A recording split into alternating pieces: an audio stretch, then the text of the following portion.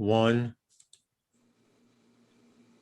And we are live. Sunday Nights with Those Guys is sponsored by Those Guys. I know we sound like a bunch of alcoholics.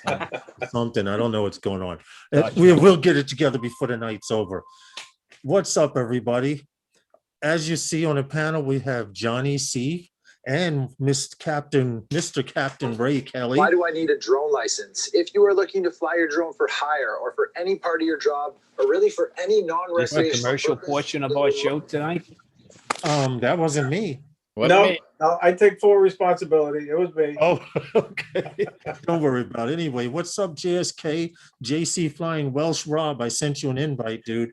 Who else was here? Classic, Chris Wedgeworth, and Jim Bossert. JC. How are all you guys? And welcome to Sunday Nights with Those Guys. We're doing it a little different. We are missing one of the members, Herman, Phantom Flight 101. He actually just got off of the plane literally 20 minutes ago down in Florida. He's going to spend some family time with his niece, and they're taking her for graduation down to all of the parks down there, you know, Universal, Orlando, that whole area they're doing. What's up, Johnny? What's up, Ray? How are you? Oh, man, had a great day today. Got a little rain a couple times, but just got off the drone seekers with them. So I was sitting around waiting for this show. Okay, well, I appreciate both of you, Ray, Ray and Johnny, coming by to co-host, and I wanted to have you guys on anyway. Tom, thank you for the opportunity, Lawrence and Tom. It's always a pleasure. You know, I watch you guys most of the time, and it's a pleasure to be on with you. Listen, I'm telling you guys right now, you have the money hole spot on Wednesdays. Your spot is better than prime time because it's not too early, it's not too late. And we paid a lot of money to get that spot. Good. Don't give it up. Right. People will fight for that time slot. Seriously. What's up, Fly Guy Merrill? How are you? Anyway, I like it because our live stream, like right now, it's 5 p.m. Eastern time. In Australia, it's the morning show. I mentioned it's the morning show. It's about 6 or 7 in Australia. Yeah. In the UK, where the early evening show, the late show, because it's about 10:30, 11 there. And then in California, with the early afternoon show, I think it's about 2 or 3 o'clock p.m. there. So you kind of cover all time slots. And then you guys come on Wednesdays after Herman, and you fill in that extra gap. What's up, Michael McReynolds? Tom. Yeah, I'll tell you, you know, Lawrence, you get a lot of international viewers on the show, you know, and it's good to see that. You want to know what? I was really trying to focus on demographics. I didn't plan on going as far as Australia, but I do have some friends and contacts in Asia, and I'm like, dude, even if you don't listen, just put it on and you know, so we can get that hit from there. But yeah, we actually have a gentleman that watches the replays. He can't make all of the shows, but even in Africa, there's a gentleman that watches the replays of the stream. And if you guys stay on long enough in that time slot, it's going to trickle over. Trust me. Yeah. Trust me. Yeah. Well, like I said, I'm on it. I know Johnny is too, to be on with you guys. Well, and you know what's amazing? I'm just trying to when people watch the show later, that's kind of a great thing too, because they're taking time out that day to go back and watch that show. You know. Mm-hmm. And that's what I find myself forced to do most of the time, because a lot of these things collide with the streaming show that always existed in my world called The Wife. Yeah. So, you know, I have to measure that carefully. Yeah. No matter what, gentlemen, no matter what happens now, she gets a piece of my pension. So I can only afford to live with both halves. Yeah. Okay. So, you know. How you doing, JC Flying? Right.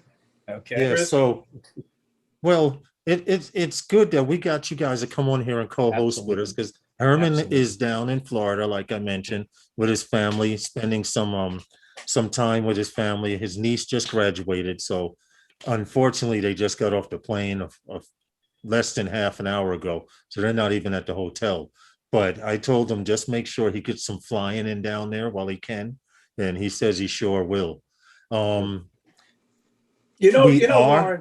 if you would have said I was going to get homework to be a co-host, I don't know if I would have accepted. Don't worry, Ray. Ray, I ignore most of what Lawrence sends me anyway.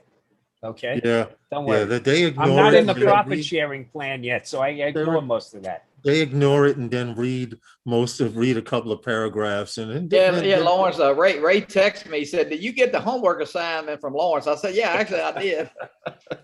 I'm sorry, guys, but if you think I'm bad, you should see Herman. Herman is by the book. Yeah. So here's what happens, gentlemen. This is our script. We go by this. This goes off about 6:30, and Herman starts sending notes for the Wednesday show by 7. Okay. That's good, though. That's good. This is what it is. But you know what it is? It's actually good if you can get a group of guys to come on and discuss a topic. I mean, Tom, and Herman do it on a regularly, but to have an outside source also come in. And like I said, you don't have to read all the stories, even if you elaborate on one that gives your point of view. Yeah, but are we allowed to talk about NASCAR today? Because Chase Elliott was number, I think, 7. Oh, sure. Most definitely. Definitely. NASCAR is what, what's that? No, it was stage 2. The race is still going on. So we'll see who wins. Yeah, we'll see who comes in. Yeah. Yes. But I wanted to talk about, one of you gentlemen brought it up, but everyone's talking about it on this stream, and we have a little bit of time to kill before we get to any of the real stories. But trust. Has anyone on the panel taken the test? Okay, I see. So okay, I'm the only one. All right, so tomorrow morning, I'm on it. Look, Lawrence, shame. Okay. Somebody ring a bell in the background, please, as we say the word shame. I don't have my sound effects button. You cannot, gentlemen, ladies, everyone in the chat, you can't fail this exam, okay? Yes, I heard this. And so instead of seeing how many you can get wrong, see how many you can get right in the shortest amount of elapsed time, okay? I'm 11 minutes because I'm getting old. And I found myself like denying it halfway of putting on my reading glasses. So, I clocked in 11 minutes. It's good knowledge that should be and now is a requirement if you have a drone. And it doesn't matter whether it's below 250 grams or not. You take it. It's That's so a good easy. thing. And if you don't have any knowledge at all, by going through this, you're have the knowledge to fly safely. Yeah. Okay. And that's for us. Okay. I'm going to be selfish here. I want everybody out there to take it, so I benefit from it. Yeah. Okay. And the way I benefit from it is, you don't bring any dispute upon our community. This is true. And the more people who take it, the more people will learn something. I'm sure even if you get 1 or 2 answers wrong and they show you the answer, now you know something you didn't know. I just wish it was a way that you couldn't activate the drone until you either showed that certificate or it followed you somewhere that you could. It's funny you say that, Johnny, because we had talked about that once before and said you should have to purchase the drone and take this test. Right. And I don't think the store owners would allow it. Don't you remember when DJI did something like that? Okay. Right, the little questionnaire. You had to answer the 10 questions, right? Mm-hmm. Remember? Yeah. Yes. And it made sense. I mean, come on now. Look, I'm not my brother's keeper, okay? But how about a little bit of societal responsibility here? That's all I'm asking for, because I want to look. This isn't the barracks and boot camp, okay? But I'm all for this. I really am. But I think it's kind of ridiculous that somebody who has a Part 107 already has to take. And we have to take it. I know. But you know what? Here's all I'll say, Ray. Lead from the front. It's okay though. That's all. You know what? Fine. I mean, FPV 107 pilots, the challenge is how quickly you can take it and pass it. Okay. Yeah, exactly. And it like there, hey, what's up, Stevie? Capture Light Connection. And there's no real way that you can possibly fail it. I'm actually going to take it in the morning. I'm embarrassed to say I'm the only one on the panel who hasn't taken it yet. Hey, Stevie. And by the way, don't just take it. So here's what you have to do. And please, here's a failing of our, and we should be doing a video on this. So how about we do a public safety announcement right now? I agree. Print this out. Also, save it as a PDF. Save it to a cloud account. I keep a cloud account. I have a Dropbox account. I have several accounts, but I have a specific folder in there called the FAA. All my documents are in there, so I can access them from anywhere. Okay? You can't get a copy of this again. Nope. Yeah. That's it. Take One it all time. over again. So yeah, you'd have to take it all over again. But you know what? This is actually a document you must carry with you. So read the fine print. This is a document you must be able to produce to a government authority or a member of law Hey, enforcement. Eddie I'm keeping it Nunez, right on my NASCAR. phone. I got it right There there. you go. Right on the phone. Cloud Right account there. makes all the difference, right? Yeah, see, I keep that's my what I insurance documents that way. Anything you really need. And now, you used to have the strong box at home, right? I'm not saying abandon that, but have a secure cloud account also. What I did is shrink it down and had it laminated. I got a laminate machine. I throw it in each of my drone boxes. And throw it in, right. Right. Hey, Matt, well, what I do actually, the cloud does work, but if you don't want to trust cloud, you can use Google Drive. I have it uploaded to Google Drive. I have a copy. Yeah, it's a cloud account. I have a copy. Account, so it's the same thing, right? I have a copy of it, the originals in my phone, which I often, because each one of my DJI drones has a registration number. So you have to have a different registration for each and every, as 107. But the good thing is I can pull it up in my phone. I can pull it up on cloud.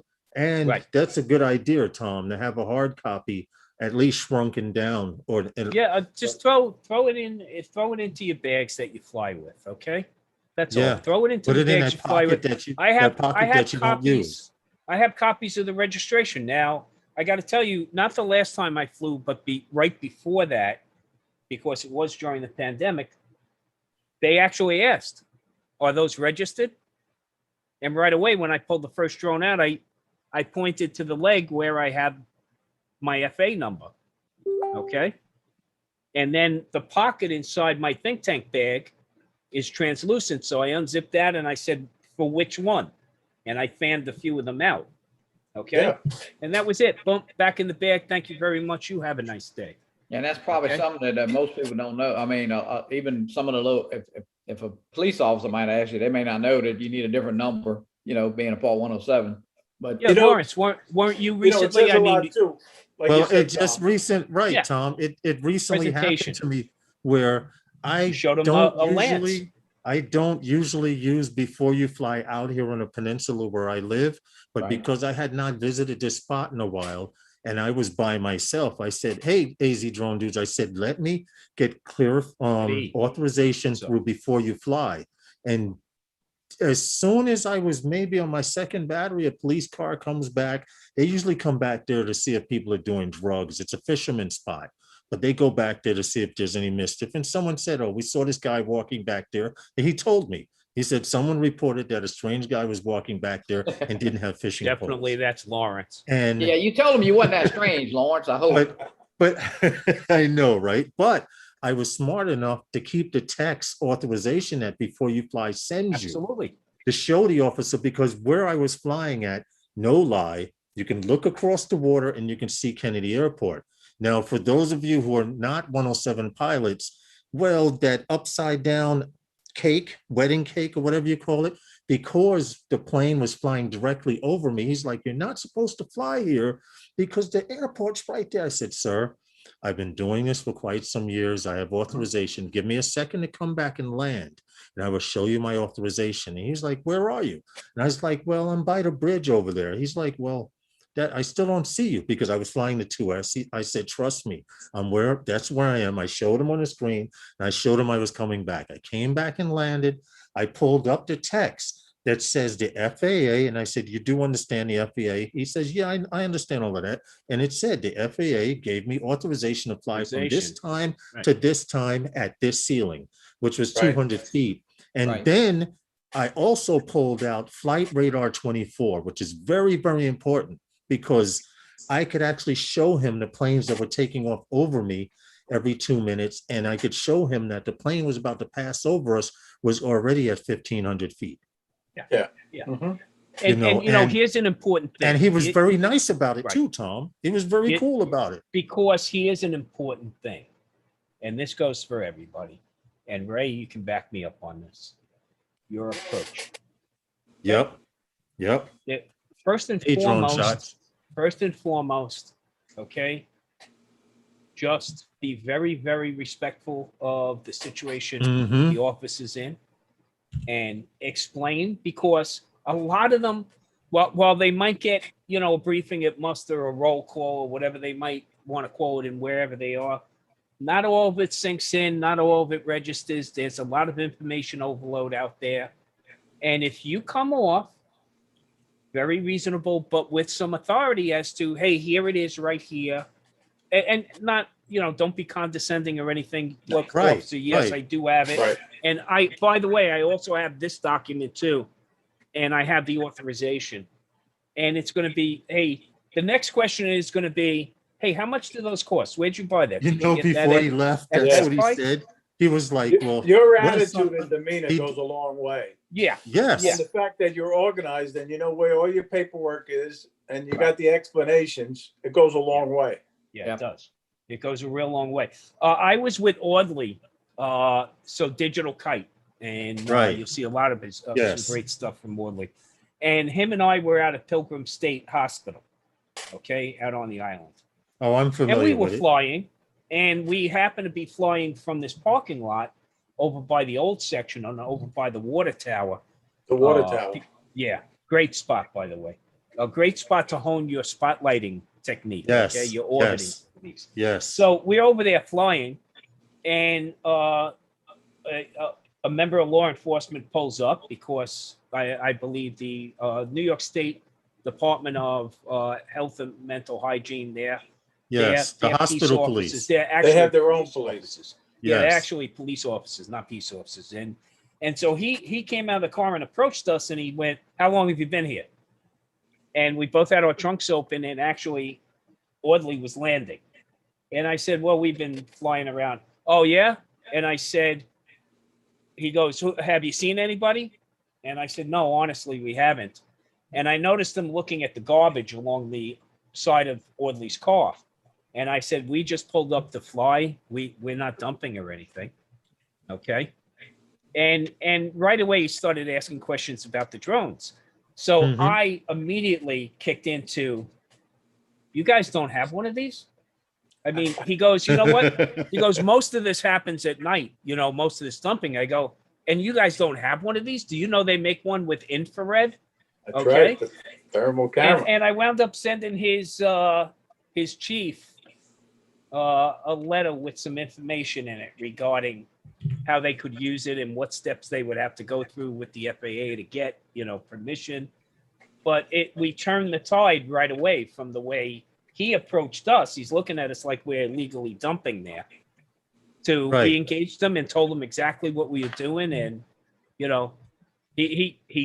and I found this so many times where right away, now they show a different kind of interest. You see this, the spark in their eye, right? I only flew there one time with Drone Bum and Carlos, but we didn't have any issues. Nobody called the police or anything like that. We got our flights in, and it was a good little flight, that water That's tower. A nice spot I enjoyed over there. it. Yeah, that's a nice spot over there. I like that spot. I do like that spot. That was the first. You just got to stay away from the hospital proper. Right. Yes. Exactly.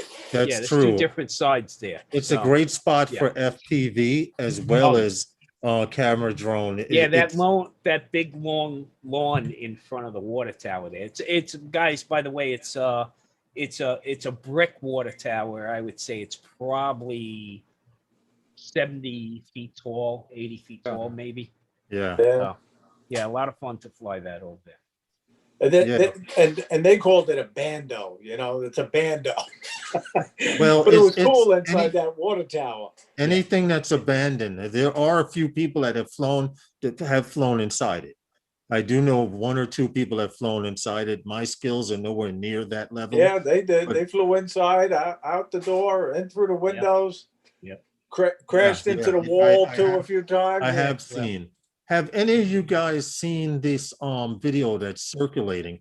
We're always talking about the Jetsons and flying cars and stuff like that. Well, we know Drone Racing League and DCL, they have their version of a racing drone that a human can sit in.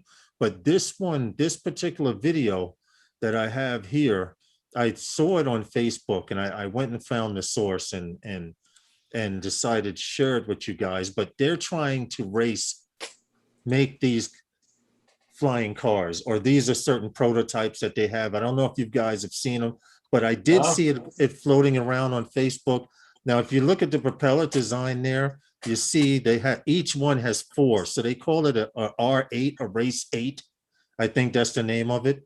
And they have 2 different body designs, but they showed these 2 guys. And if you notice the Phantom following behind them, which I thought was kind of cool. And in the background, you'll see the Phantom every now and then. But they're trying to actually make it so that you can consider the option of these flying tubs or whatever you want to call them. What do you guys think about it? And and here's the Ken Herron question: would you fly one of these things? Well, they didn't get up very high, so I would do that.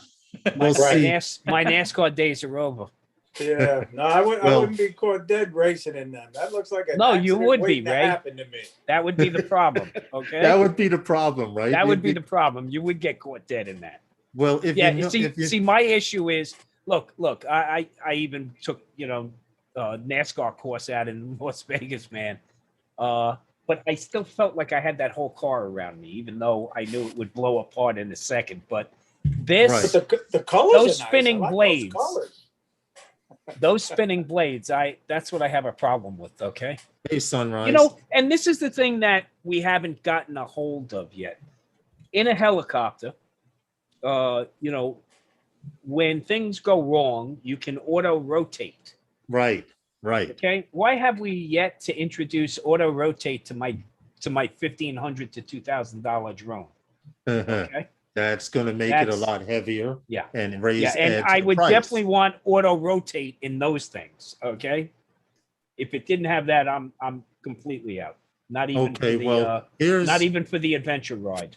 Well, so Johnny or Ray, Ray says no way in hell, but Johnny, you haven't answered. Are you questionable on your? I wouldn't. I won't get in a helicopter, much less one of those. No. Well, I have not been in a helicopter before, but I'm looking forward to trying a tour this summer. Here, I used to love reach out to going in Eddie. the police helicopter. I know Eddie Nunez gets the discount. Eddie loves it. Eddie loves it. He flies with, right? I actually filmed the MGM vacation towers in Las Vegas. I've been on a job, got the job. Happened? And it was funny. I brought my wife with me to shoot the job. I said, we got to go to North Executive Airport. And she's like, oh, yeah, no problem. You rented a plane? I said, no, a helicopter. Okay. And she was like, yeah. She goes, yeah, I don't do that. And I was like, well, you have to. It's already arranged. And we get there and we meet the pilot. Everything goes good on the brief. We ride out to the tarmac in the van. She gets out of the van, walks around, and she says, not that helicopter. And I go, why not that one? She goes, it's broken. And I go, how is it broken? She goes, it doesn't have any doors on it. I go, I know, I'm photographing. Okay. Yeah. So now we fly, and I had to push the torque button on my harness. And she sat up front with the pilot, and he said to her before the flight, your push to talk button is on the fuselage floor in front of you. Just step on it to talk. Right. So we fly about 20 minutes in. He goes, boy, you guys are quiet. I said, yeah, I'm just ready to get wrapped up. Okay, my shots.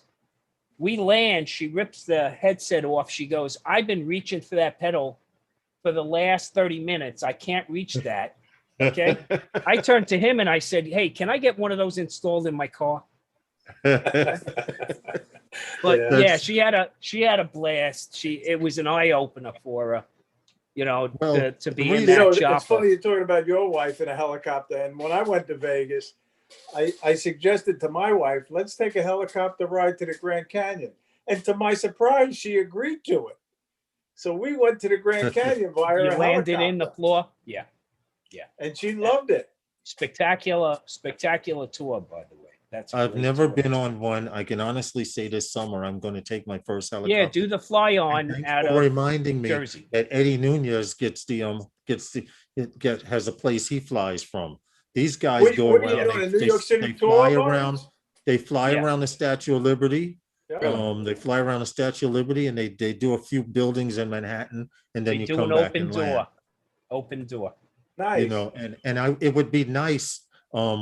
Johnny and Ray and Tom knows, of course, from flying on that side of New York, but it would be nice to see the Statue of Liberty up close instead of saying, you know, you have to lower your altitude, a helicopter's coming in.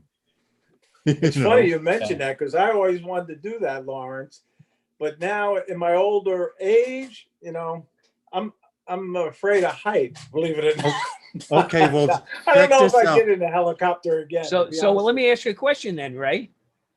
What about, have you ventured into FPV goggles? Does that give you some difficulty? No, I looked at them when we were at the Pilgrim State. They let me look through them, and it was a different experience.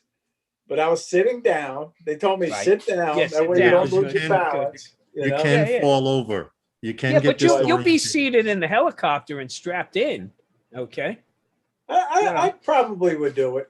I probably would do it if I had the chance. Johnny's going no way in hell. We were in Hawaii. We were in Hawaii, 5 couples, and I'm the only one that did get in the helicopter. I sat there on the bench. You wouldn't do it, Johnny? No. Nope. I've never been on a helicopter or a helicopter crash, so I'm gonna keep it like that. Well, yeah. No, I can't say that. So yeah, I won't go. I don't know. I like planes and all. I don't know what the helicopter. It just doesn't. Well, you're being honest. I appreciate that. You are being honest about it. It seems to defy logic, right, Johnny? Yeah, it does. But Johnny, we fly drones, Johnny. We fly drones. I know, but and you know, at the end of the show, you know, you get a coupon for one free e-hang ride when they come to your town, right? You know, Lawrence gives you a coupon at the end of the stream, I have stock, right? E-hang. Okay. But you want to know what? I was looking for stock. I was looking for stocks to invest in.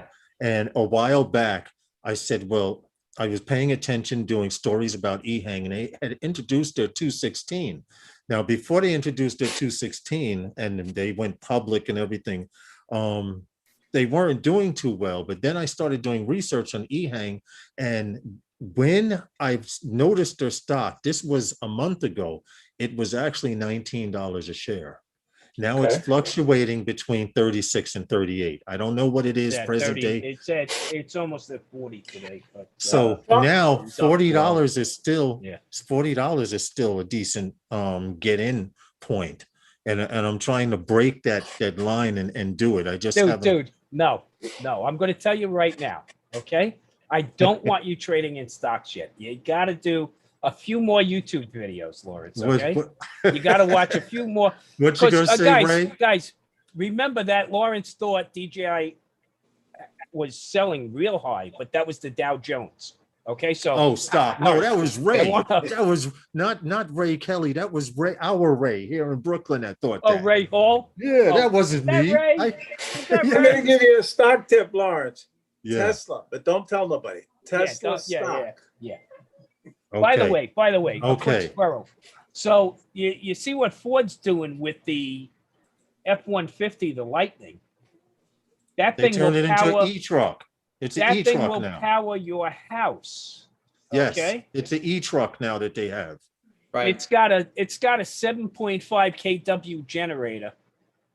And so what Ford now is touting is the grid, the off-grid capability that the truck now provides the homeowner. Because of course there's a kit, and all it is a manual transfer switch, okay, that you can have installed in your house, either garage or exterior, and you can plug your truck in case there's a power outage at home. Now, see, that's interesting. So, that's which real, means real we can interesting. power a shitload of drones, okay, out in the field with that, okay.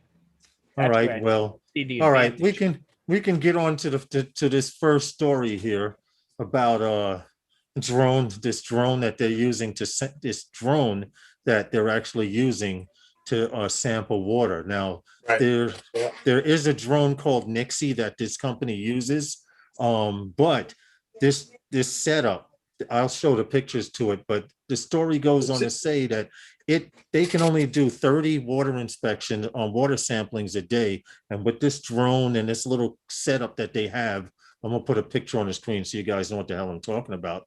But they're saying with this little setup, you can literally do 120 of these same. Hold on, I have it somewhere here.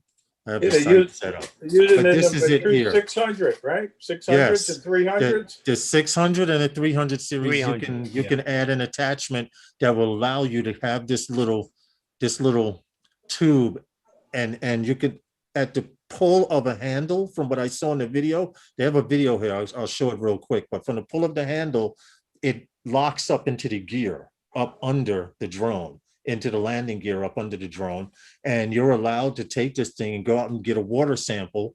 And I thought it was kind of cool because according to their statistics, you literally, I can't kill a sound, so I'm probably going to get a copyright anyway, but this is their device, and it is 3D printed also. So just to put this in some terms here, you know, I can't.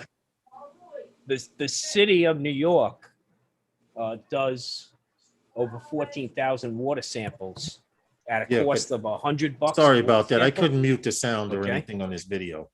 So that's $1.4 million a year in taking water samples. This product right here shaves $90 off of that cost. It won't stop. I'm trying to get it to stop. Hold on a second. All right, there we go. I apologize for that. Usually I have control over audio, but this one didn't have a way to cut the sound off. Like they really wanted you to hear it. But this is the link. Go to the page, check it out. I mean, it's a good thing. That's a good thing. It's cost effective. It's saving money. Well, drones for good. Like I said, the story goes on to talk about how doing water inspections, you have to hire men to go out in a boat. You have to hire men. You have to hire a crew, a drone crew, a water sampling crew, because they're going out to do it. And from what I understand, they were only able to do 30 samples a day. And this particular drone with that attachment, or the DJI M600 or 300 series with that attachment can do 120. They said it averages out to $100 a person. So if you have 9 people, that's $900 right there. And this little device is $10. Yeah. So it's $10 a shot this way. Yeah, right. $10 a dip. Conventional way. As but opposed to $100. We find that to be true in a lot of different industries, right? I mean, look at the power industries now. They're using them because their cost, they're cutting their cost significantly because of the liability, the cost of insurance, putting those people up on those, either the giant wind turbines, or even inspecting power lines. Okay. And we're talking here in a dense city like New York, where they're saying, hey, you got to start using these to inspect facades of buildings. Okay. But you're going to run into things that you normally run into, such as trade unions. Right now, the Carpenters Union is pretty upset at that fact because the Carpenters Union handles scaffolding. Right. That's a huge industry in this city. And if you get rid of scaffolding, by the time you wrap the building, conduct the inspection, and take down the scaffolding, it's time to re-inspect the building again. True. Okay. We don't want a city landscape to be that of one giant scaffold project, right? I mean, so, and we recently had somebody killed in the city. Right. Ironically, an architect. Okay. Somewhat, an architect of some renown, by the way. Well, building inspections is going to be quite big in the drone community. If you guys think about it, Johnny, it already is. Johnny and Ray, if you think about drone inspections, building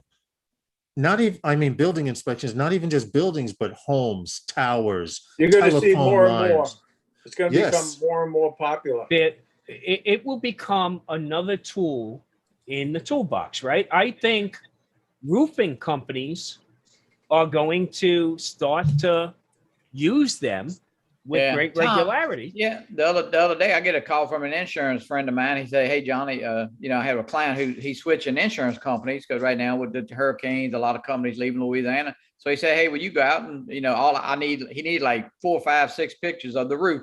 They said they put a new roof a year ago, so he wanted proof. So I mean, hey, I could have actually flew the drone from my house to where it was, but it took 15 minutes. So he said, hey, that might be something that I can do all the time for them, which that's pretty exciting. I had a friend that during the flooding in Texas, it is quite lucrative. He actually was hired by Allstate, and he got a waiver from the FAA. He was one of, I think it was 18 Part 107 pilots who got waivers to do insurance assessments. And that helped out FEMA also because, for the all the paperwork submission, right?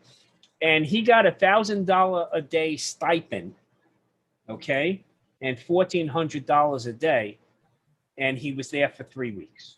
Wow! And it was very cost effective for Allstate because, listen, every time you got to put somebody up on a roof, that means you need 2 people.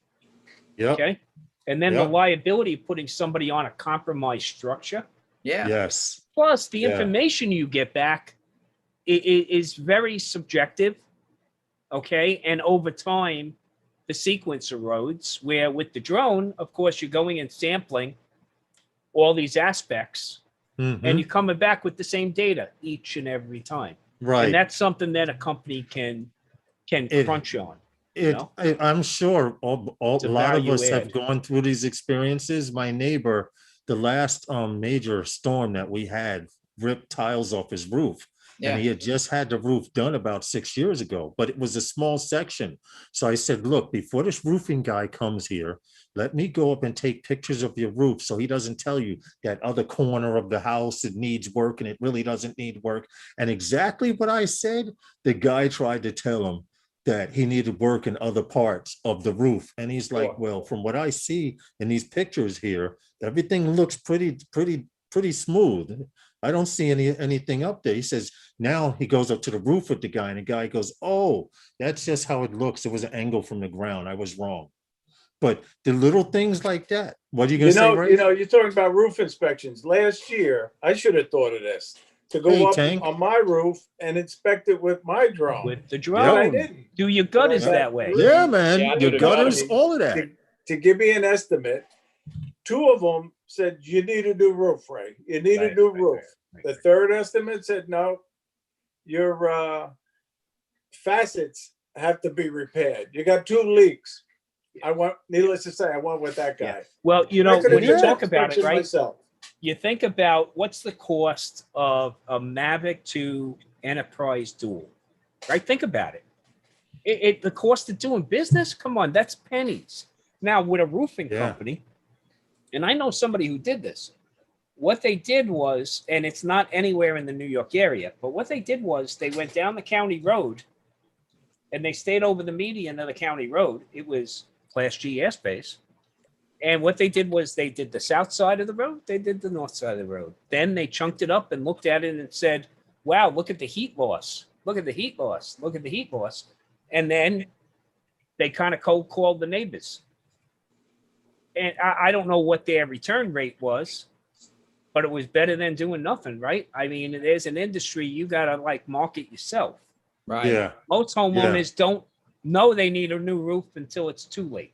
Too late. Yeah. Unfortunately, How you doing, that's Chris? true. Chris Jackson. Hey, Jackson RC, how are you? Every year you get your insurance, it's like it either goes way up, of course, it's not going down. And then so many companies have pulled out of Louisiana. So now, they're upping the deductible, and of course, they got wind and hail and hurricane. Your deductible is like more for that when it's a named storm. So it's kind of like, they don't want you to rip people off by charging more for gas, but the insurance companies, can raise your deductible when there's a storm coming. So it's kind of, there's a lot of shopping in all these companies. I had a friend who got a letter in the mail that her insurance was canceled because she had a crack in the sidewalk. So really, wow. It's sad because, it's an industry, unfortunately, that's getting us from all corners, right? Yep. Whether it's health insurance, I don't think my doctor actually is the one who prescribes me treatment anymore. So, it's he's just along for the damn ride. Okay.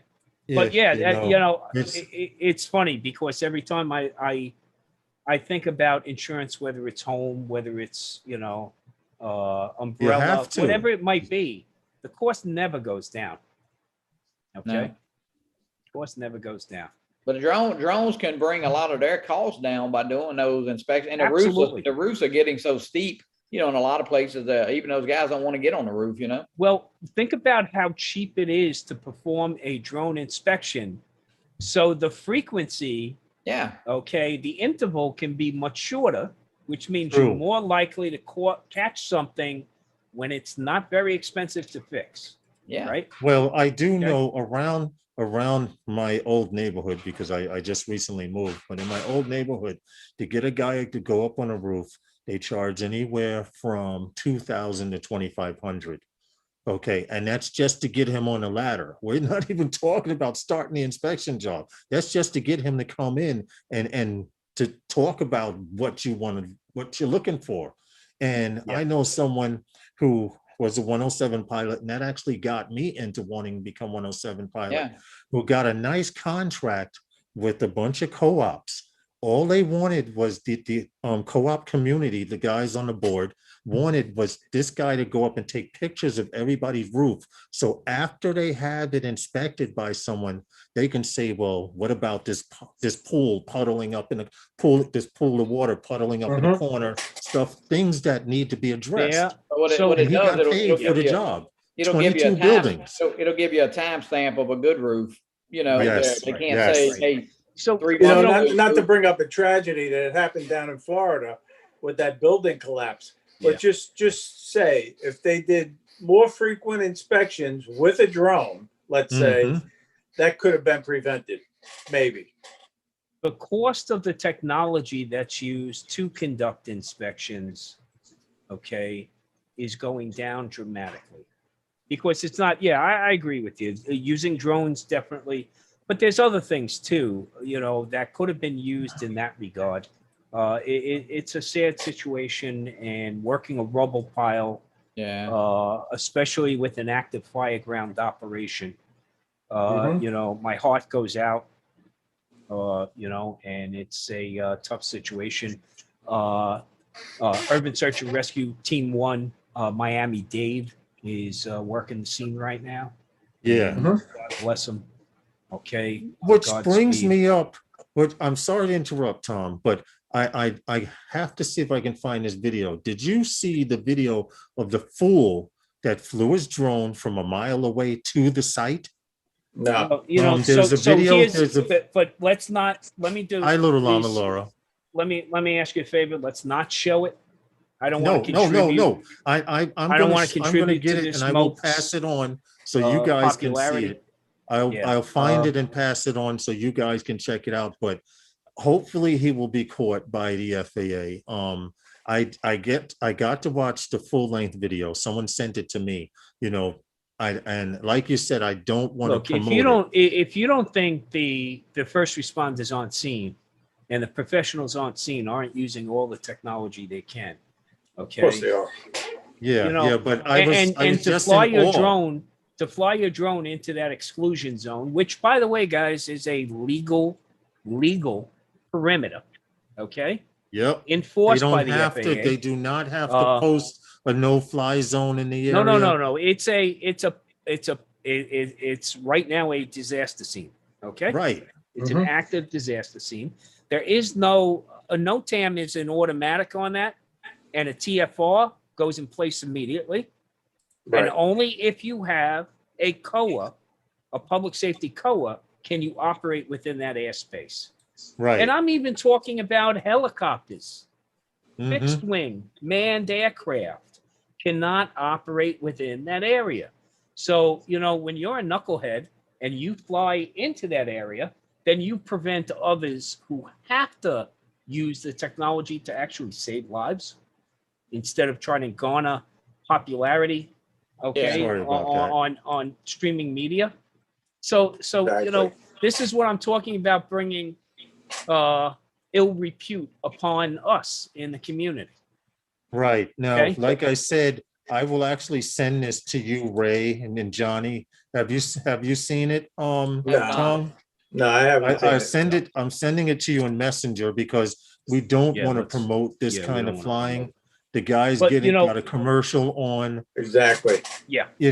And I just want it to be known. You can mention this on your live streams or whatever, but I just thought that you guys, if you had not seen the video, so maybe hopefully they can track him down and arrest him. I'm pretty sure that some way, shape, or form, due to his YouTube channel, that's going to happen.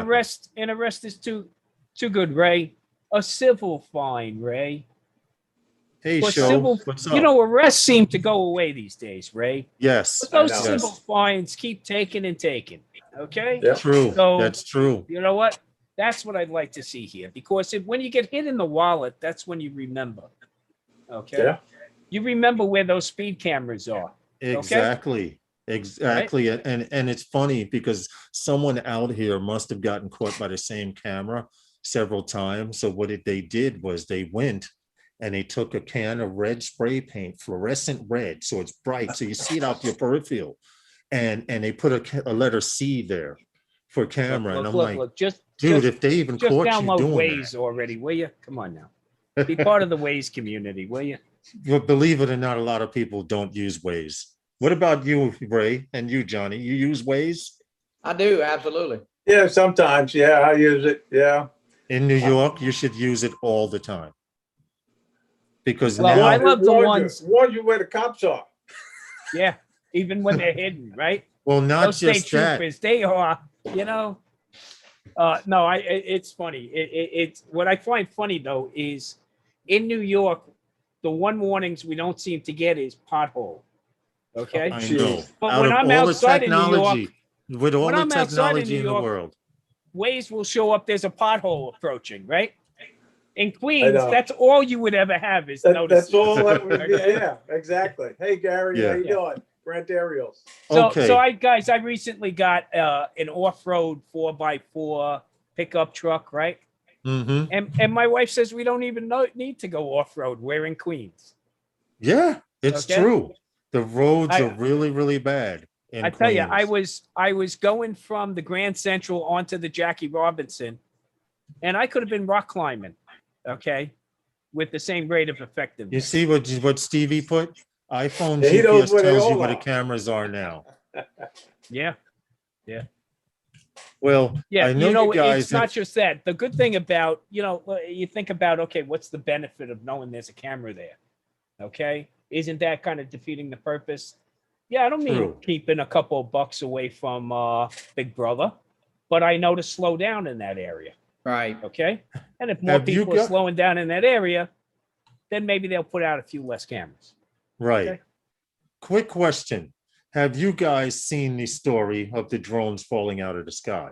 Oh, because that drone. That was an interesting article, but I had that was interesting. That was good. At one time, At one time, I had thought that it was faked and I needed to confirm it because the actual source in the story, kanzaiji.com, Yeah. they're considered controversial in the drone community and stuff. But after I saw it actually on a news station, an overseas news station, then I started to believe that it was real. Now, the story behind this is right now, Asia is the #1 area for drone light shows.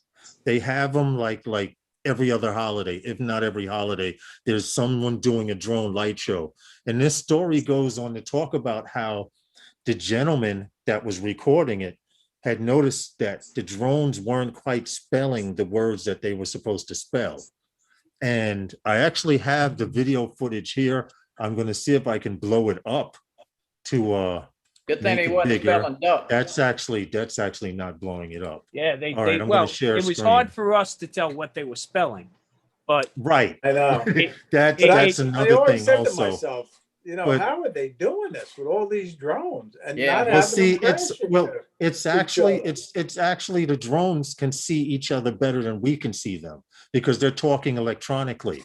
Okay, but there is something that they use. I don't know the exact name of it, but there's a network that you use to link drones together. Yeah, it's Intel's mesh network. I'm going to have to mute my mic, but if you keep watching, it's supposed to be transitioning to the next set of words. And if you notice, these up here in front that look purplish are supposedly transitioning to make different letters, but all of a sudden, you start seeing 1, 2, hold on, and about 5, they start 4, they 3, they start 2, to go. 1. They should start dropping now. And they start drifting. And there were some injuries from this.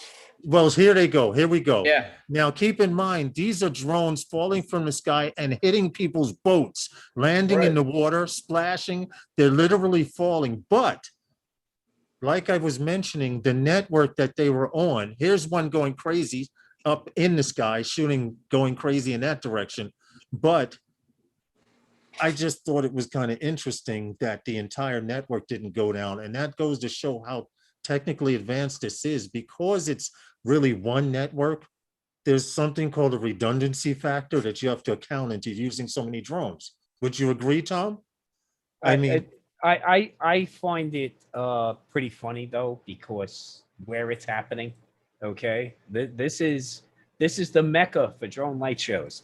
So if it was going to happen, it had to happen here first. Okay. True, but I wasn't too sure what they were spelling, but you know, I wonder, do you get a finder's fee for each one that you recover? Well, if I'm going to try and pause it as they start falling down, but you see them in the water before they sink, some of them. And that's just the LEDs until the LEDs. But people were saying that they were smashing down on their boats. Yeah, well, I mean, it looks like an asteroid game.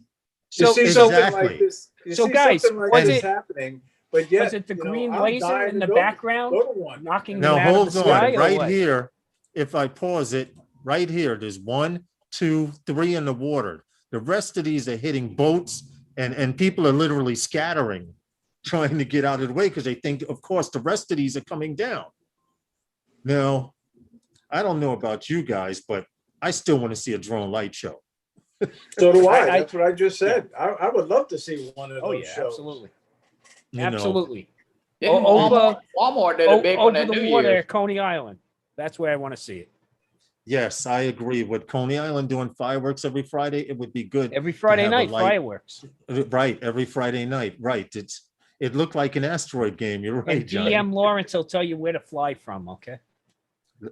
Listen, check this out. There won't be fireworks in years. It's Class G airspace, but if you're foolish enough to want to fly around fireworks, go on ahead. I know nothing about it. Speaking of fireworks, I'm going to the July 4th Long Island Duck game, and they're having fireworks that night. So let me ask you, Ray, do you take your quacker with you? Oh, definitely. Yeah. I got my quacker. So he's a true Ducks fan, okay? I did go to a Ducks game years ago. I think it was Buddy Harrelson. He was the manager for years. He was the manager for years. Yeah, Buddy Harrelson, former New York Met World Series ring holder. Us Mets fan know every Mets player who ever won the World Series because we haven't won that many. Where's Stevie with his Yankees cap? Where's Stevie? Yeah, Where are you? Yeah, he's in there. Oh he's man, in there if I somewhere. knew Stevie was I should have thought of putting on my Mets hat. There you go, right? Yeah. Definitely. Well, that's what you got to come with your Mets hat. Okay, Stevie's going to have his Yankees cap on. Yeah, especially being from the Bronx. He's got one for every occasion, by the way. Okay, just so you know. Wanted to see a light show go to Castle Hill Projects at night. Oh, why? So they can yeah, shoot it's a him down, different kind of Stevie? light show, guys. He's up there. Yeah, he's up there, Stevie. Yeah, Okay? that's a much different light show. So Ray, where are you traveling to? You're always traveling somewhere. What's up? I know something's. Well, actually, Wednesday, I'm going down to Florida. I'm going down. Okay, for and a that's long when weekend. I think Herman's returning back Wednesday.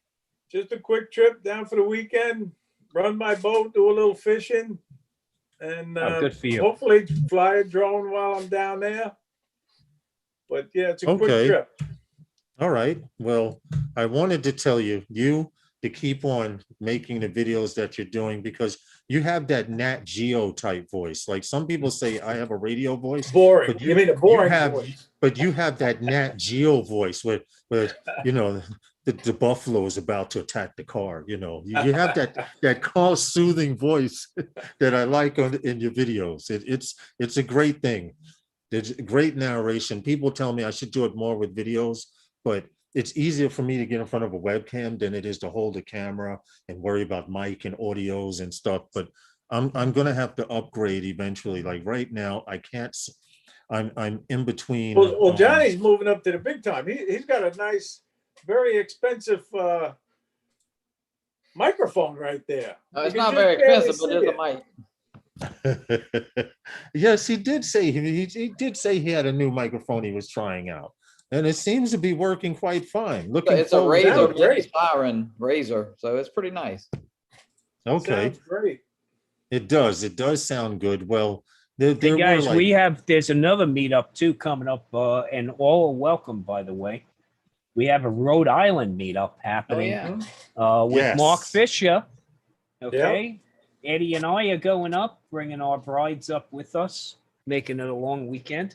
So we'll definitely hit Providence. I'm going to be there, Tom, just to let you know. Oh, great. That's great, man. That's great. Yeah, we're going to go up on Friday. Bringing the bikes up too, so we'll get some riding in, the wife and I. And, we're going to come back on the Monday, I think. We're making arrangements to come back on Monday. So, yeah, and we got an 8 a.m. meetup with Mark Fisher. It's at the state park, right? Yeah, and Tank then RC, right along, thanks for coming in. Right along the waterfront there, and then there'll be a sunrise meet in Newport that same day. So I think Mark is throwing a whole barbecue and all. So, definitely something to come out to. Okay, that sounds good. Tom Well, and keep promoting it. Are either of you guys going to spin up, Tom, Lawrence? This year, probably not, because it's in the middle of everything in my little world here. But I become a lot more available come this fall. So I'm hoping to get out a little more. I am personally trying my best, but right now I'm actually in a process of possibly moving from New York to Pennsylvania, northern Pennsylvania. PA. Yes. Good flying over there. Listen, well, my son has been trying to get me to come out there for a while, and I really want to get out of New York. The cost of living's better. I mean, the winters are a little worse, but hell, you haven't experienced a winter till you've done it in New York. So after saying that, I really, really want to go.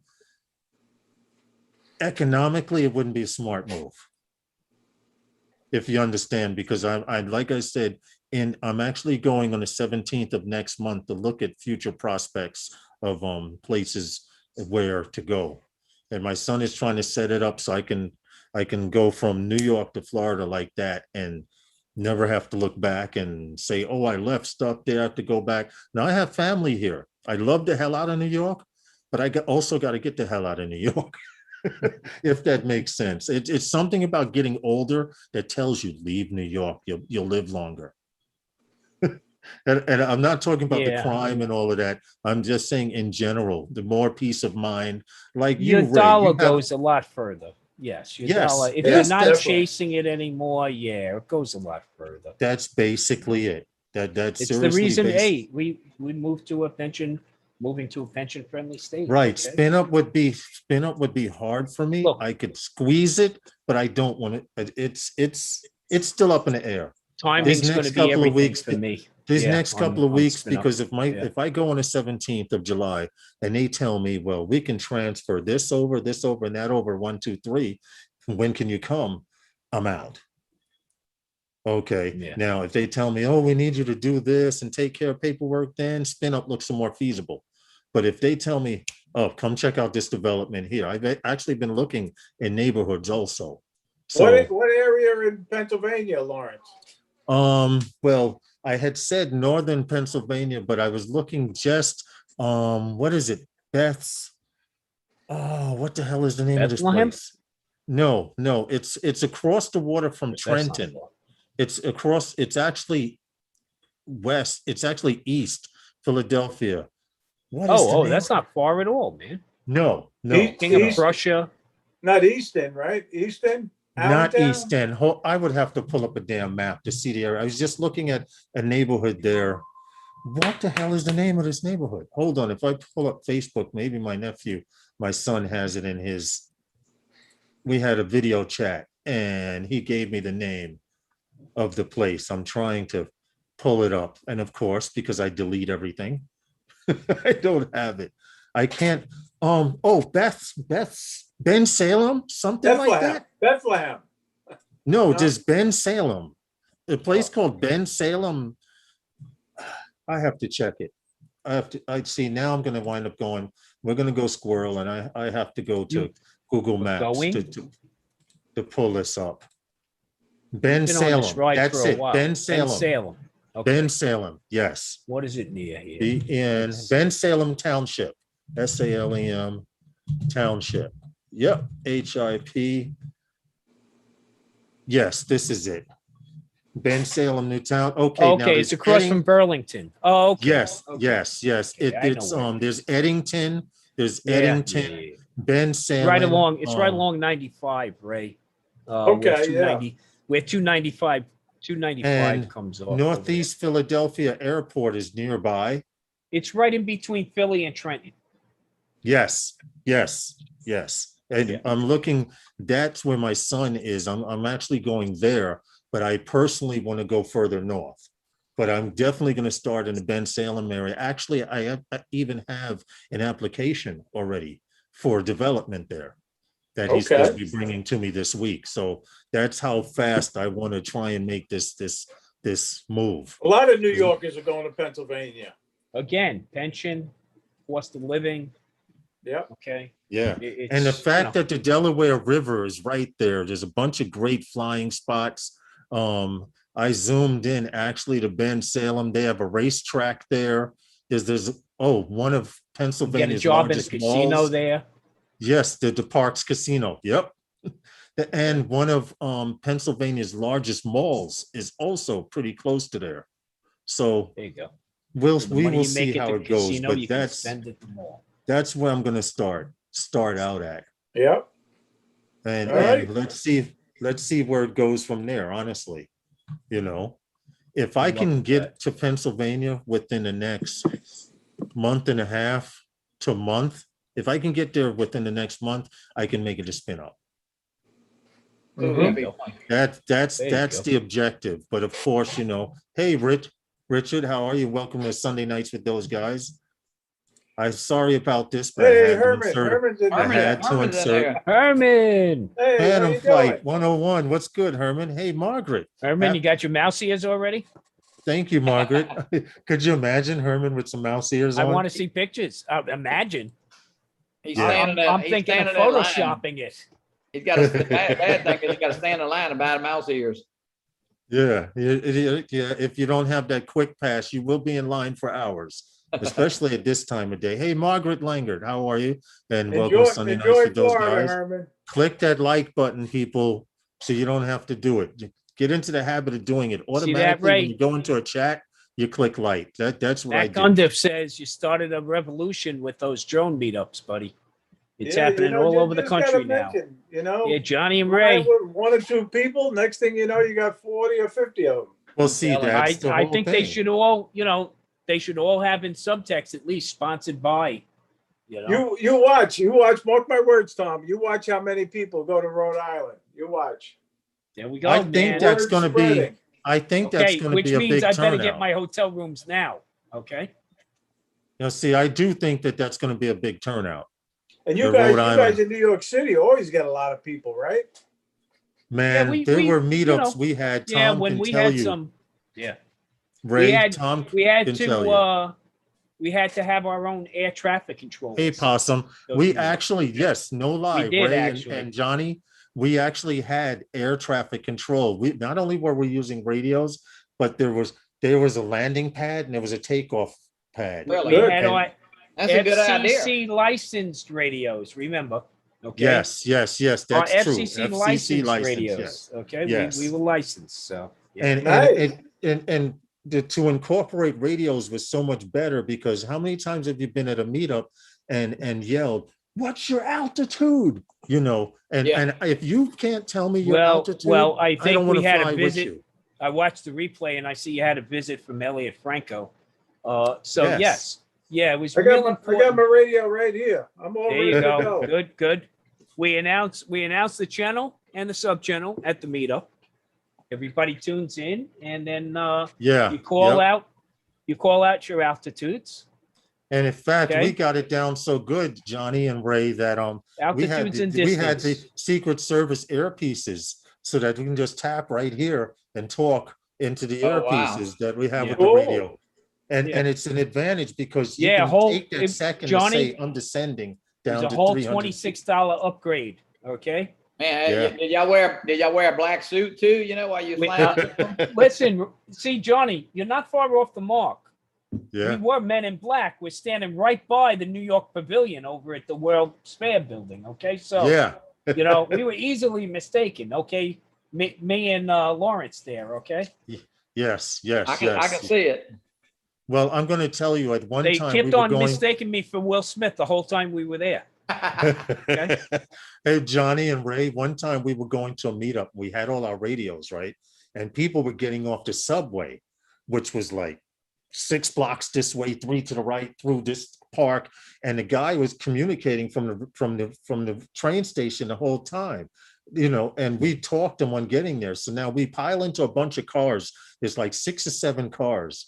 Now, everyone gets out of the car and we have the headsets and everyone's got the radios in their pocket. And one guy was like, "Is someone important coming through?" And he's like, "No, we're just drone pilots." The advanced team. Yeah. That's right. But to everyone, it looked like a bunch of detectives were getting out of cars with radios and something was about to go down. If you're going flying, you got to look good. Hey, fake it till you make it, okay? Don't give Mark Fisher any ideas. He will wear a suit or he'll wear something to fly that drone, See, nobody was doing that, Johnny, until you just mentioned it. I wish I could. So. You're giving out ideas? Mark will probably wear like a wetsuit, to the drone meetup. Yeah, it appears Mark will find a way to stand out, John. We're gonna go squirrel tonight with tonight's stream, because I don't have to do the last story. I wasn't. Wait! I have a correction. I'm sorry, gentlemen. I'm responsible for corrections. Okay. So it was stated on the last show that FLIR and LiDAR technology are the same thing, and somebody opted for LiDAR being the better of the two. Okay. So yes. Go ahead, Tom. Okay. So FLIR, measures heat. Okay. Right. For intents of this for the purpose of this conversation, where LiDAR measures distance or velocity. Okay. So two different technologies, both measure things, but that doesn't mean one is better than the other. LiDAR does have advantages when you want to look through treetops and stuff like that. It's used for mapping purposes, where FLIR, and not to be mistaken with the company who named themselves FLIR, okay, Right. which was a nice move. They didn't have to pull the Xerox move, okay. But forward-looking infrared, okay, is mapping the heat or the frequency that heat's transmitted. The You light see, that Herman's transmitted, heckling me so. from Florida. No, Of Tom, course he that is. is Of no course, Tom, that is because- just Lawrence. Yeah, well, yes, okay. See, thank you. I didn't want to say that, but you know, look, you know, if Herman was here, he'd have his hand around His head down, right? He'd be like this right now. giggling, okay, giggling, okay. So we strive here on those guys to be as accurate as possible. So just our way of providing a clarification on some technology. Okay, Well, that's good. I'm glad you straightened that out, Tom. That's good. I'm glad you Hey, did Michael too. Blade. I'm glad you did too. What's up, Michael? Hey, Ray and Johnny, since you're on here, how long have both you guys been flying? And what was the thing that pushed you over the edge and said, damn it, I'm getting a drone? I started in 2017 with a Phantom 3 Standard. I guess I started watching some YouTube videos, and I watched for about 6 months, and all of a sudden one morning I'm at work drinking coffee, and I pulled the trigger, and ever since then it's been you know, a uphill battle buying drones, you know. Well, I have to say, I bought my first drone, and I just happen to have it right here. Oh, A look at spy that. striker. The Striker spy drone. That looks Right like there. the It's in the SEMA. roll, Ray. $63 on Amazon. Hey, And I JSK, couldn't thank you for keep the this $5 thing in super the chat. air more than 3 minutes. It was crashing. I'm lucky I still have it. But Hey. that sent me back about 4 years. I says, I'll never get a drone down. And then my real estate friend, you're talking about drones he getting a bad showed me rap. a Phantom 4 and how easy it was to fly. And within a week, I bought a used one on Craigslist. And that was my first real drone. And when was that? When was that, Ray? 2017. Yeah. Okay. 2017. So All the right. gentleman been flying about the same amount of time. Yeah. Well seasoned. You talk about drones getting a bad rap. It got spy drone wrote on a box. Right there. A cop buys a drone, a spy drone. Yeah, a spy drone. The only Johnny. thing that would be worse, and listen, watch his face as I say this. If he brought that into the squad room, because you know some ADA would shit his pants. Okay. So hey guys, I'll let's tell you. use this. You know, Okay. I just wish they had drones when I was on the police department, because I would have definitely put in for that unit. You would have put, hey, Ray, they're lined up, man, for TARU with NYPD, the Technical Assistance Response Unit, okay? Okay, you need a gold passport to get into that unit. Oh, yeah, no doubt about it. It's big boys with toys, okay? That's Yeah. basically what it is. You know, and again, back and this, not to talk about our show, but our show is a fly for fun. I want you to talk about your I show. says, let's get a police officer on. He said, yeah, let's do that. And that was one of the most interesting guests we've ever had on the show so far. Sergeant. But didn't you also Nick find Williams. out this guy flies for fun too? Yes, he does fly Right? for fun too. So that happens to be a trait that you'll see with anybody that's really using them in, you know, commercially or in public safety. Is ask any one of them and they'll tell you, oh yeah, I got a Phantom 4 and I got a Mavic 2 and I got a, you know, so this is a group, that community, like I said earlier, that just, you know, has this nucleus in a passion, right? Like you said, Ray, if you were still on the job, man, you would gravitate right to that detail. You right?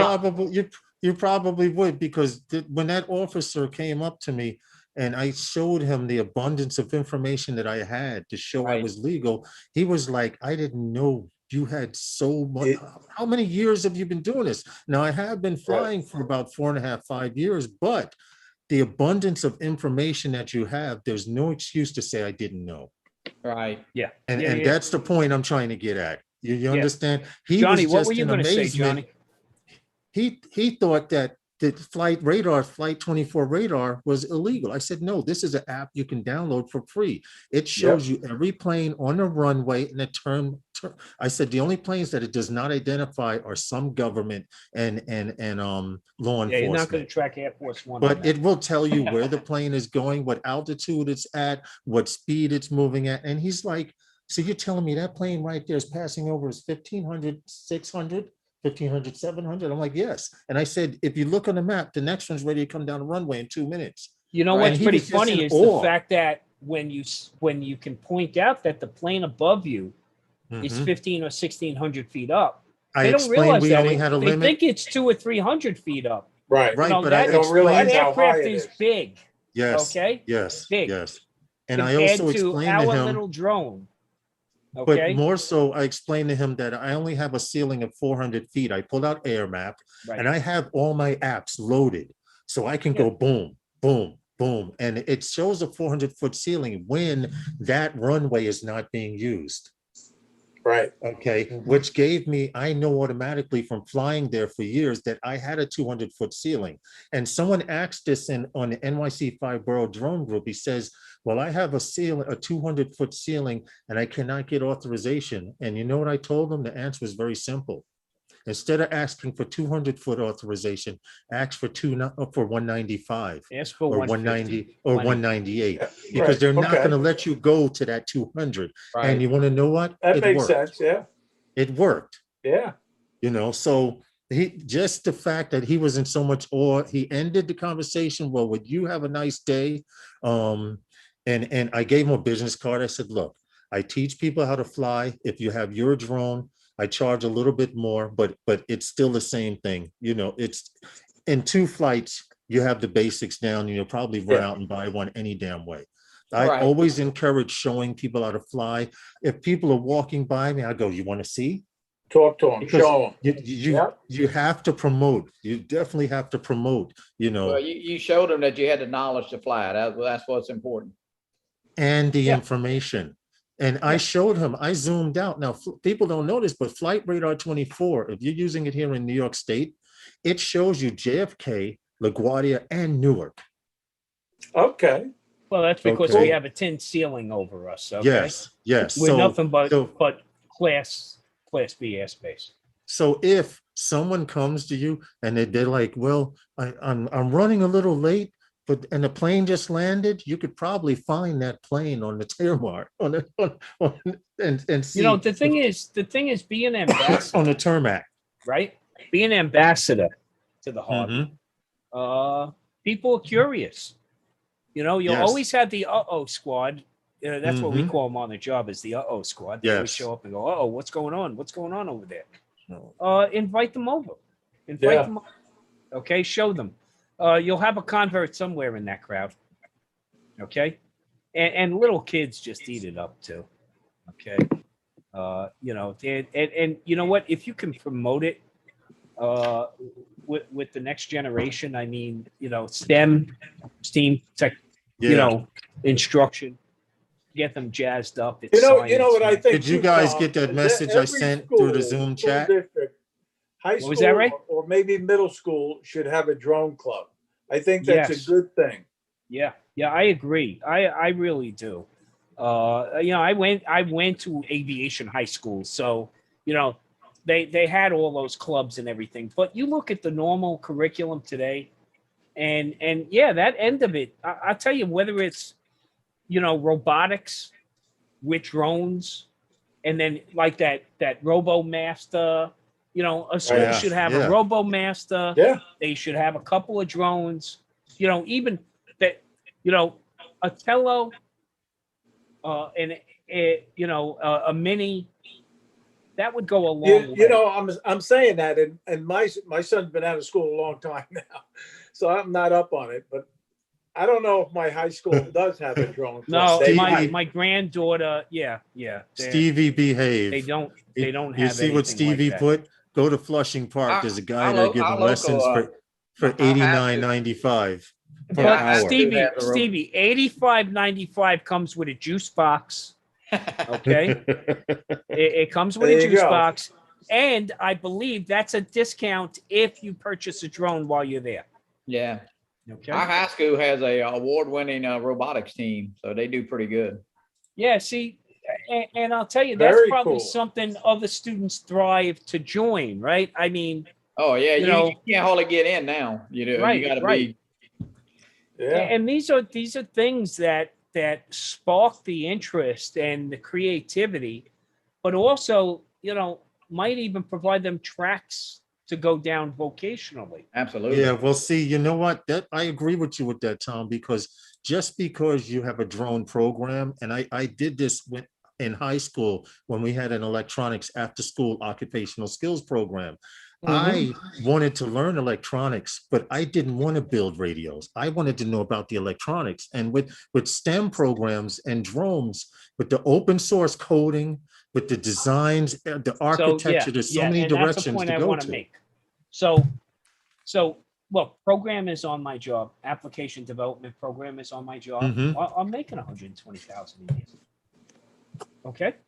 If you push those people into fintech, the financial industry for IT, they're making more than that. Okay. My grandson right now is serving in the United States Navy as a petty officer. And he went into as a fire control technician, Aegis weapon system, but he's a network engineer. And I said to him, whatever you do in the military, make sure there's a parallel in the civilian world. Yeah. Okay. And the kid, when the kid gets out, the kid's got a golden ticket because not only will he have all his Cisco certifications, his industry certs, he'll actually have on-the-job experience. Right. So he'll have military. Plus, he'll have military, which shows an employer a level of commitment, right? And that network engineers right now, in fact, we have some network engineers on my job. We can't afford to hire them because they would make more than the commissioner or the mayor. Okay. Tom, I used to do so they're network engineering. My Cisco certified network engineers, the CCIEs. Yes. They're easy 300 large. Okay. Now, mind you, they're self-employed. Okay. They have to pay their own taxes. They have JC Flying. Have a good evening, still, sir. Have a good one. But this is where these things like having the drones in the school can make a difference. Good night, Stevie. Oh, sure. True. True. And that RoboMaster, right? Where you can program that RoboMaster to do different things. Open source. And before you know it, now they're building larger and larger drones because now you can start to open source this hardware. I'm writing all these good ideas down, by the way, guys. There you go. We never have a problem sharing, Ray. This is true. This is true. But what I like about it now is there's the schools and the educational systems are starting to realize we need to put wood shop back in schools. We need the electronics. We need the STEM programs because right now the United States is failing as far as teaching our kids a trade or giving them an idea or direction to head in. You may start out with a RoboMaster and design your own. But Lawrence, the parents wig out if their kids say they're not going to college. But you know what? Being a plumber today or electrician is not bad. Look, you're talking about $38 an hour up to $94 an hour. Right. A master plumber.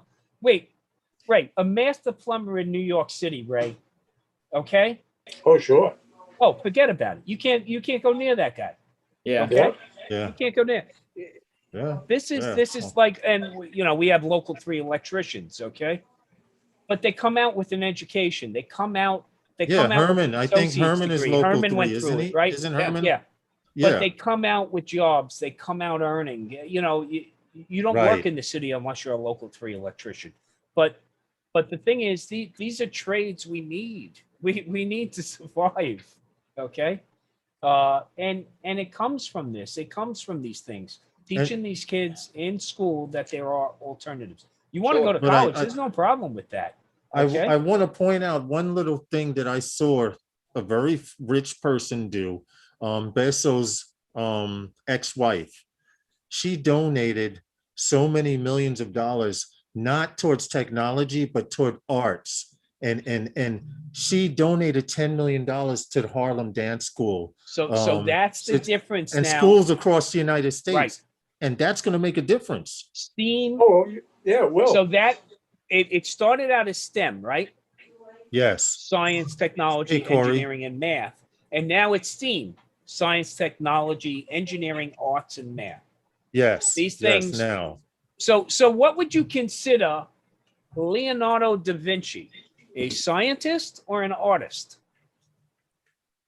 Definitely a scientist. He had so many inventions. Yeah. Yeah, but wait. So you're discounting him as an artist? No, because he had to be able to draw his designs. Developing that side of the mind. Yeah. Okay. Yeah. That's what's important here. We're not spending enough time developing their minds. Yeah. Okay. We're only saying, hey, can you all stand up in a row and follow the leader and pass the same exam that the guy before you took? Yep. Because we only want you to be up to the guy who was before you, not advance yourself past there. And how can you have kids advance themselves if you can't figure out what it is that interests them? So start off with finding out. And with children. And those are those little sparks, right? Ray, if we walked into any school with a Tello or a Mini, that's wouldn't exactly we have a crowd of kids around us? Oh, there's no doubt about it. Yeah. Right. So how hard is this? How hard is this? You know? Yeah. Well, DJI did Tom, you know Tony Frankie Reed here in New York. He has drone cadets. This gentleman has, since I've been friends with him on Facebook, has done nothing but promote the education of drones in schools. He travels to schools. That's great. There you go. Department of Corrections started his own little business. Yes, he takes telos in the schools. He gets permission to give classes to teach kids coding, to tell a tello to take off, and telos are open source. Okay. And they're very cheap. So he's been promoting and doing this for quite some time. Yeah. But we need more of that in our schools. He's a reservist. And with that, I'd like to say for you guys to advertise your channel and your show. And after the stream, guys, we love in the description, I will put both of your channels so people, if they don't have you, they can go to the description in this live stream and click on your link. But if you want to promote your show, now's the time to do it. Yeah, Lawrence, thank you for having us. And of course, we do a Fly for Fun show every Wednesday at 6 p.m. Central. Kind of the premise of our show is we invite usually 2 guests on, and they get a chance to talk about themselves and how they got into droning. And then we'll show a few videos at the end a little bit, and we do some Part 107 questions to give away a couple prizes. We'll do some stickers too. But yeah, it's a fast-paced moving hour. It goes fast. And it kind of follows y'all show on Wednesdays. Y'all Herman's stream. But Johnny, you left out the fact that you don't send your guests homework. Okay? No, I don't. Yeah. Well, I tell you, you know, Lawrence, I learned reading those articles. I learned, so that was a good thing. But see, you know what? I need Ray Kelly. I need about 1,000 more of you and Johnny's, because there are so many times that we've done live streams and we've done stories, and then I go to another live stream and someone will say, "Hey, what's this?" And we were just talking about it on the live stream last week or a month ago and stuff. So the fact that somebody's hearing something out there is good. And you guys have the golden time slot. People will kill for your time slot. I'll echo what Matt Cundiff has to say. Love the Fly for Fun show.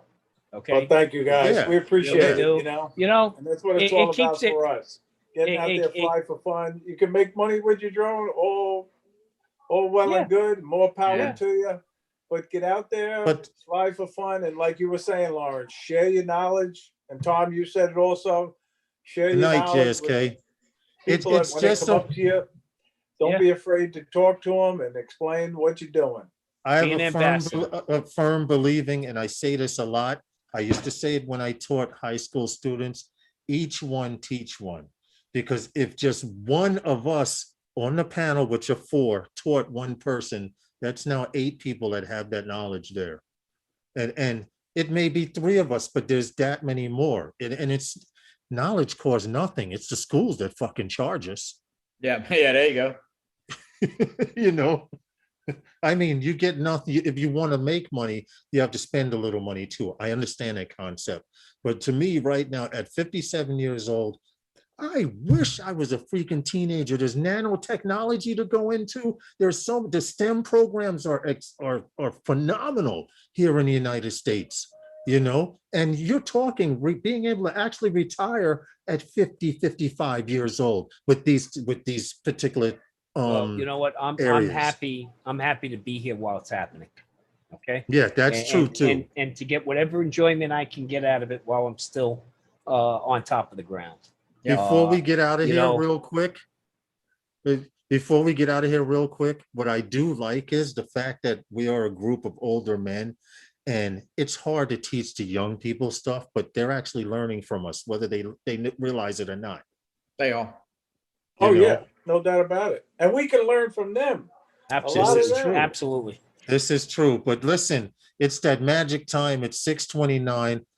Ray Kelly, Johnny Alfonso, I really appreciate you guys coming on. Now we did have it where in order to get become a moderator, I just made everybody one, but I'm going to change that. But in order to come on, you had to be officially one of those guys by coming on the panel. So now you're part of the team, and you can sit in the chat and say, send me a link, and I can send you a link. You can throw that on the resume, guys. Okay. There you go. That goes, that'll take you pretty far. Okay? And I like your stream and the direction that it's going. Seriously. Now there's going to be them days, Wednesday's going to come around. You're going to say, damn, you know. Thank you, Herman. Herman's recognizing the fact that what is this? The circle of old men now? Okay. I know. Listen, I know. We range in all ages. You know, it's 6:30. We got to get out of here. It's 6:30. Yeah, because Lawrence, it's time for Lawrence bed. Okay. I have to feed the baby. That's right. You know, right. so. And again, Lawrence and Tom, it's been an honor. Really. It has. Now, guys, we enjoyed the heck out of it. We're going to try to drop one time. Let's see if thank you, Matt. We appreciate it. Now we're going to go Sunday nights with those guys. It's sponsored Everybody in the chat, catch up now. Ready? And you hesitate for 1 second, and then you go, those guys. You ready to end the stream like that? Let's go. Okay, let's give it a shot. We appreciate you all. Thanks for coming to the live stream. Thank you for the super chats. Please continue to come back. Don't forget to check out Herman Phantom Flight 101 this Wednesday. If he's back or not. If he's not back, I'll go live or whatever. Don't forget to check out the Fly for Fun stream after that stream. Okay, immediately after. We usually just go from one stream to the other on the Fly for Fun show on Johnny Alfonso's channel, Johnny Drone Flyer's channel. Ray Kelly's a co-host there. And Sunday nights with those guys is sponsored by those guys. All right, we're getting it better. We appreciate you guys. Thanks for coming. Usually we're too drunk by this point to get it. Everyone have that's true too. Luck is not a holiday. Everyone have a great evening, and we'll see you. Anything you guys want to say before I hit end stream? No, just thank you so much. I had a great time. Fly safe. Yeah. Peace out, guys. Peace and love. Be safe. Fly safer. Good night. Good night. Good night. Good night, all. All right. I just ended the stream.